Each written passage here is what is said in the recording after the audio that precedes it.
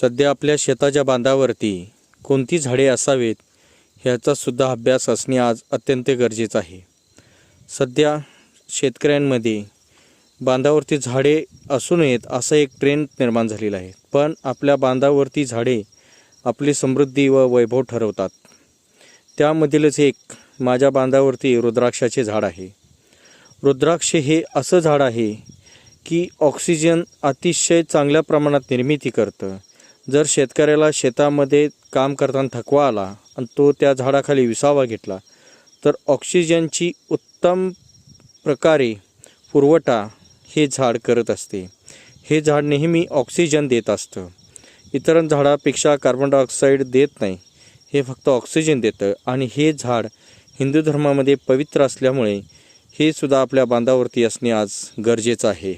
सध्या हे झाड दुर्लक्षित होत आहे।